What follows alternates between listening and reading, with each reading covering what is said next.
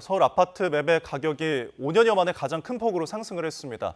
11호 부동산 대책 이후 전셋값도 한 달 새 2% 넘게 오르는 등 매매와 전세 시장이 함께 불안해지는 모습을 보이는데요. 특히 서울이 가장 큰 폭으로 좀 상승을 했습니다.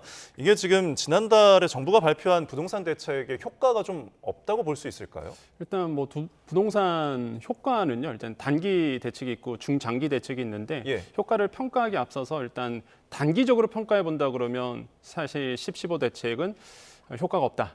이렇게 보시면 되겠고 물론 부동산 대책이라는 게 중장기적으로 보셔야 되는 건 맞습니다. 하지만 일단 단기적으로 본다 그러면 서울 아파트 매매 가격에 대한 변동률을 보면 그 자료가 나오거든요. 이게 KB에서 나왔던 자료고요.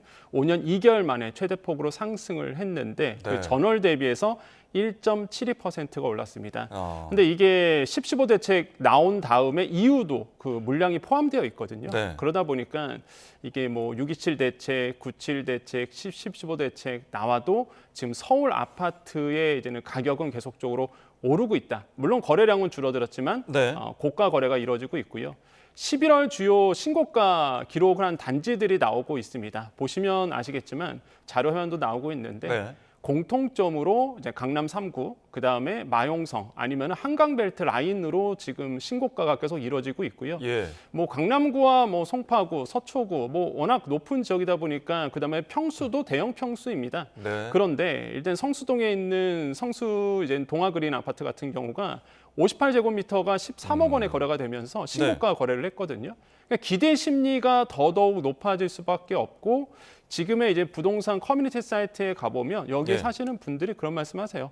야, 신고가 기록했대. 그러면 이제는 그보다 더 높은 가격에 또 매물을 바꾸게 됩니다. 계속적으로 아마 거래량은 줄어들었어도 거래 가격은 계속적으로 오르는 분위기로 지금 연출이 되고 있습니다. 일단은 뭐 대형 매물, 소형 매물 할 거 없이 조금 오르는 모습을 보였는데 지금 단기적인 분석이지만 장기적으로 앞으로 이제 서울의 집값이 상승할 그 가능성 좀 어떻게 보십니까? 일단 시장에서는 지금 매수 심리가 여전히 높다 보니까 아무래도 이제는 이대로 계속 뭐 특별한 대책 없이 계속적으로 간다 그러면 계속적으로 가격은 높아질 수밖에 없다. 이렇게 이제는 시장에서는 전망을 하고 있고요.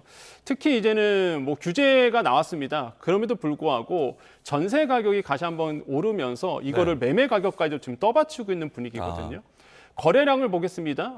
한 서울의 아파트의 한 달 거래량인데 뭐 송파, 강남, 서초 이렇게 나오는데 이 거래량이 사실 강남 상구는 줄지가 않습니다. 왜 그러냐면 예전부터 토호제로 묶였던 지역이기도 하고요. 그러다 보니까 뭐 10.15 대책 나왔다고 해서 이게 영향을 받아서 거래량이 줄어들었다라고 보기엔 좀 어렵고요. 진짜 강남구에 231건 정도가 거래가 됐는데 이거 연초에 대비해서 본다고 하면 더 많이 거래가 된 거예요, 사실.